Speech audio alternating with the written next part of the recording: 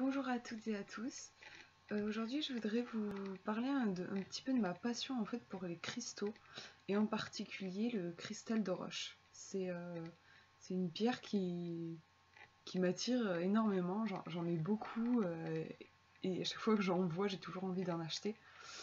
Euh, donc du coup, je vais parler de ces pierres-là plus précisément dans cette vidéo parce qu'en plus, enfin.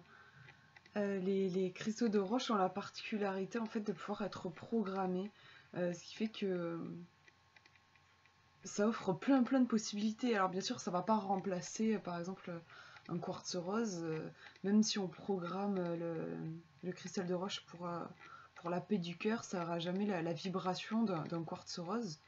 Mais je trouve que c'est un super outil en développement personnel parce qu'on peut y inscrire une intention, n'importe quelle intention, et en fait, le champ des possibles est énorme. Enfin voilà, c'est super créatif, je trouve, de travailler avec ces cristaux-là. Donc je vous en ai amené déjà deux pour que vous voyez un petit peu qu'il peut y avoir quand même des formes très différentes.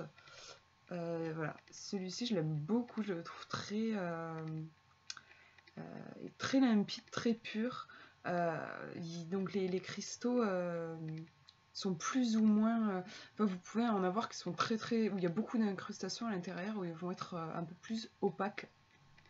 Du coup, souvent, enfin, plus ils sont clairs, plus ils sont chers en fait. C'est pas la taille qui fixe le prix, mais la pureté en fait du cristal. Et mon préféré, le premier d'ailleurs que j'ai eu dans ma collection, c'est celui-là. Je le trouve vraiment magnifique. Je l'adore. Après, il y a aussi possibilité d'avoir des macles. J'en ai une, je vais la chercher. Je ne l'avais pas prise pour la vidéo. Là voilà. Je ne l'avais pas préparée, mais par contre, on voit pas super bien. Mais voilà, c'est une macle, donc en fait, il y a plein de petits cristaux comme ça. Je trouve ça super beau en fait. Voilà. Vous avez compris, j'aime beaucoup. Je trouve ça très esthétique en fait, vraiment. Je vais vous parler vite fait de trois petits exercices qu'on peut faire avec les cristaux. Après, on peut en faire plein d'autres et je vous donnerai deux bouquins justement pour aller plus loin. Là, l'idée de la vidéo, c'est juste de vous donner des petits exercices pas compliqués, faciles à mettre en œuvre et faciles à expliquer aussi. Parce que si je ne peux pas me lancer dans des trucs trop complexes. Donc la première chose qu'on peut faire avec un cristal, comme je vous disais, c'est le programmer. Donc pour ça, c'est tout simple en fait. Il suffit de prendre la pierre. Bon, il faut bien sûr décider qu'est-ce qu'on veut programmer. Alors ça peut être par exemple, je sais pas moi, vous travaillez sur votre confiance en vous. Vous avez envie d'avoir plus confiance. Vous allez pouvoir programmer votre cristal en fait pour qu'il vous redonne confiance. Donc pour ça en fait, il faut le placer au niveau du troisième œil parce que c'est là que la visualisation se fait. Et vous projetez vraiment, vous vous imprégnez en fait de ce que vous voulez. Donc imaginez par exemple, si c'est la confiance en soi, que vous êtes... imaginez la personne que vous aimeriez être en fait, et emplissez-vous de cette confiance que vous aimeriez avoir au quotidien. C'est bien de maintenir la visualisation le plus de temps possible, en tout cas plusieurs secondes, faut pas que ça dure qu'une seconde, quoi. Vraiment avoir l'image et c'est aussi imprégner de toutes ces cellules en fait. Et une fois qu'on tient vraiment la sensation, l'image, donc mettre le cristal au niveau du troisième œil et ensuite souffler dessus. En fait, on va souffler en imaginant que par le souffle, il y a notre intention qui est projetée dans le cristal. Ça se fait beaucoup par la visualisation, donc toujours visualiser en fait l'image qui va pénétrer dans le cristal. Alors on peut voir une couleur, ça peut aussi être justement une image, un symbole qu'on a envie de projeter. Par exemple, à un moment, moi je travaillais sur l'ancrage, j'ai un pendentif que j'ai programmé où j'ai incrusté un arbre en fait, qui pour moi représentait cet ancrage. Mais ça peut être aussi voilà, une couleur, ou même juste une vibration, vous pouvez voir des ondes. Après c'est la visualisation de chacun.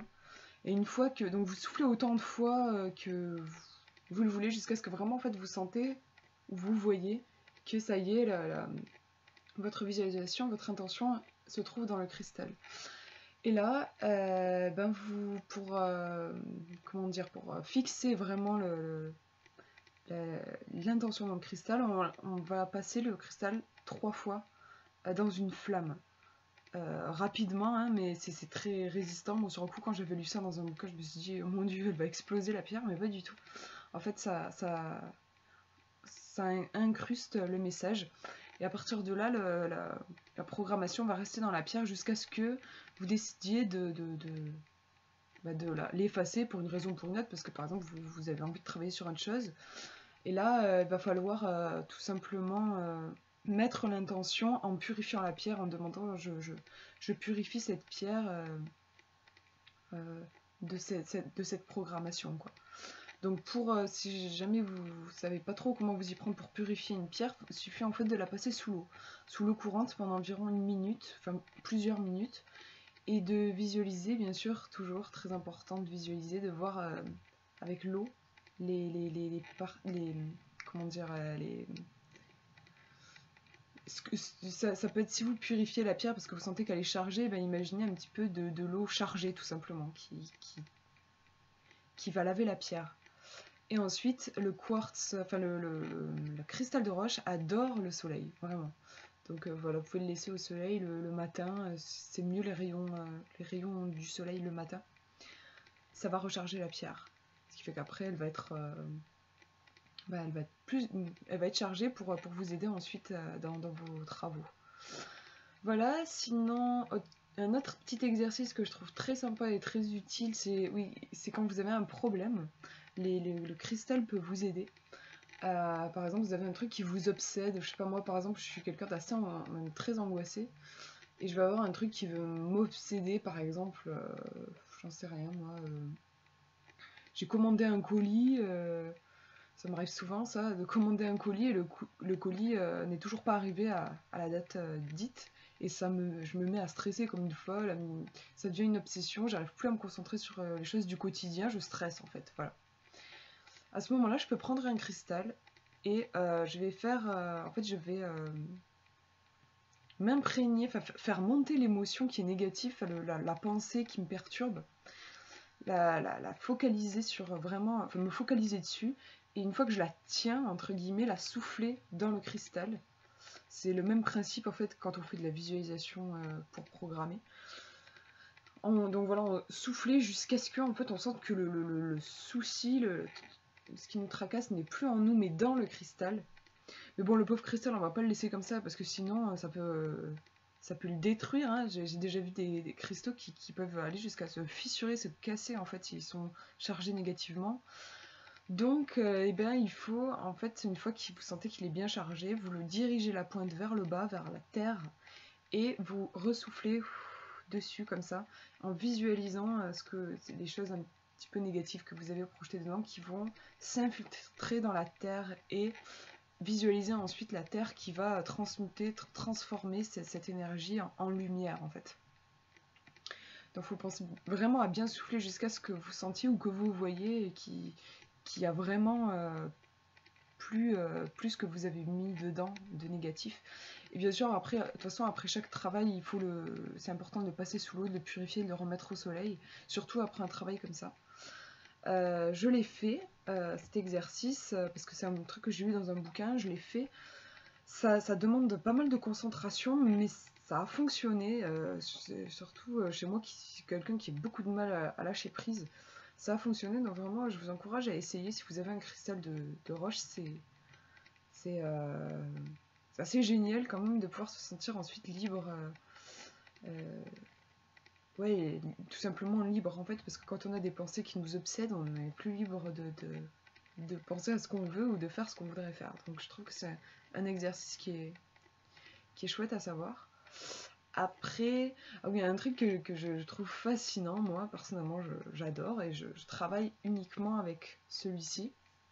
Après c'est une question d'affinité, enfin je sais pas, il y a des cristaux, celui-là je le sens à fond pour la clairvoyance en fait, donc je l'utilise pour ça. C'est un exercice tout bête, en fait il suffit de placer son cristal au niveau de son troisième œil. Alors oui, il est un peu gros, je vous l'accorde, mais moi je me mets allongée. J'aime pas méditer assise, je médite toujours allongée en fait. Je trouve que j'arrive mieux à me détendre. Du coup, allongée, je mets ce cristal en équilibre en fait un petit peu sur mon troisième œil. Et ça, je vais le faire en fait quand j'ai besoin d'avoir une réponse à une question. Y voir plus clair, en fait, le cristal de roche, c'est une pierre qui est translucide, transparente, qui apporte en fait justement beaucoup de clarté. Et des fois, dans notre vie, on peut justement être un petit peu noyé dans un brouillard, ne pas y voir très clair. Notamment quand on souffre, en fait, j'ai remarqué, quand on n'est pas bien, en fait, ça vient toujours, enfin moi, ma propre expérience, ça vient toujours en fait un manque de clarté. C'est-à-dire que je n'ai pas bien compris le sens de ce que je vivais, c'est pour ça que je souffre autant. Finalement, une fois qu'on en a une vision plus élargie, même si c'est toujours douloureux, ça l'est beaucoup moins, quoi. On peut davantage accepter parce qu'on voit les choses avec plus de distance, on comprend mieux ce qui nous arrive, quoi. Et donc j'utilise cette technique-là de mettre le cristal au niveau du troisième œil. Donc je m'allonge, je me mets un petit peu en fait en état de méditation, enfin voilà, je me détends, je respire et tout ça. Et je vais demander en fait au cristal, je vais lui poser une question, donc demander par exemple, je sais pas moi,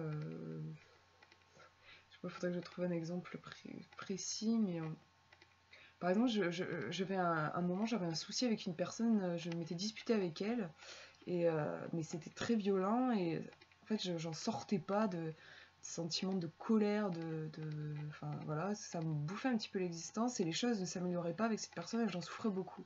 Je comprenais pas comment on avait fait pour en arriver là. Du coup, j'ai utilisé mon cristal, je l'ai posé sur mon troisième œil et j'ai demandé s'il te plaît, montre-moi les raisons, les causes de comment je puis en arriver là avec cette personne. Et là, alors là, faut être dans le lâcher prise total, en fait, laisser venir les images. Donc je ferme les yeux en fait et laisser venir les images qui ont besoin de venir. Ça peut être une image figée qui vient ou alors un film qui se déroule. Ça dépend de la question. Enfin voilà, moi ça m'arrive d'avoir les deux. Voilà, vous pouvez aussi poser des questions. Par exemple, moi j'avais demandé montre-moi s'il te plaît ma mission de vie. Voilà, ça peut être tout ce que vous avez envie de voir clairement que vous n'arrivez pas à voir. Je parle de ma propre expérience, après je pense que c'est sûrement différent chez chaque personne, mais moi, quand je l'ai fait ça, j'ai toujours eu des images, comment dire, c'était très symbolique et métaphorique en fait. J'ai jamais vu clairement, par exemple pour ma mission de vie, je me suis pas vue, je sais pas moi, si je devais faire un travail de guérisseuse, je me suis pas vue dans mon cabinet en train de soigner des gens et tout, c'est pas du tout comme ça que ça se passe. Pareil quand j'ai demandé les raisons de cette dispute avec la personne, je sais pas, j'ai pas vu ce que la personne. Enfin, j'en sais rien, je vois pas les choses finalement clairement comme on pourrait le croire. En fait, je vois plus comme si c'était un rêve en fait. Donc, beaucoup de symbolique que je comprends pas forcément. D'ailleurs, souvent je ne comprends pas sur le coup. Et en fait, du coup, après, ça me pousse à aller faire des recherches donc dans des livres ou sur internet, essayer de comprendre le sens de cette symbolique. C'est vraiment comme un rêve en fait, ça peut rendre vraiment à des rêves. Mais c'est super riche, super intéressant et c'est puissant quoi, c'est vraiment puissant et moi depuis que j'ai découvert ça, je suis vraiment fascinée et en fait on se rend pas compte de comment, je sais pas trop comment dire, mais de la richesse, la connaissance voilà, qu'on a tout autour de nous et les pierres peuvent nous apporter énormément de soutien et de réponses à des questions qu'on peut se poser. Moi je trouve ça vraiment magnifique en fait. Donc voilà, c'est 3 petits exercices que je voulais vous faire partager, enfin vous partager avec vous parce que je trouve que c'est pas compliqué quoi. Il suffit juste d'avoir une pierre et puis notre corps et notre intuition et voilà. Je trouve ça assez chouette. Moi j'aurais aimé avoir connaissance de ça plus tôt. Si on me l'avait dit, j'aurais été contente. Au niveau des bouquins, il y a celui-là que je vous conseille, qui est vraiment super. Lui, il est vraiment centré sur le cristal de roche. Voilà, c'est le seul que j'ai trouvé comme ça qui parlait exclusivement du cristal de roche.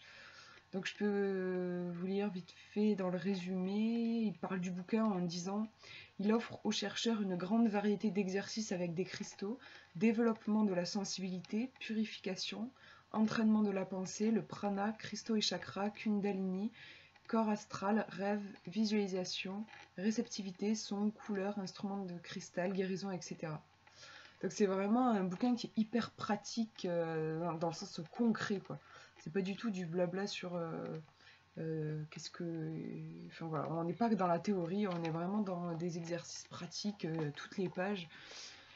Et c'est génial, je trouve, pour faire un début de chemin ensuite.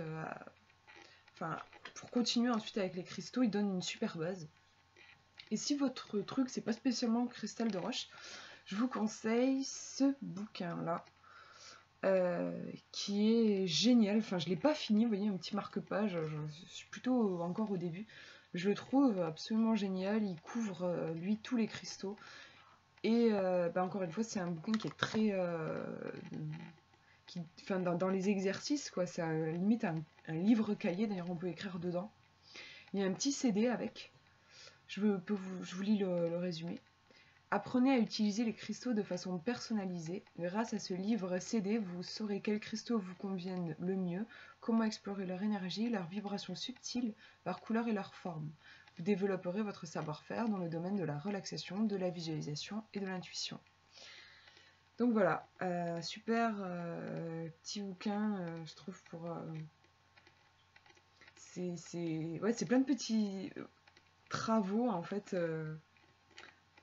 plein de petites expériences pour entrer en contact avec les cristaux.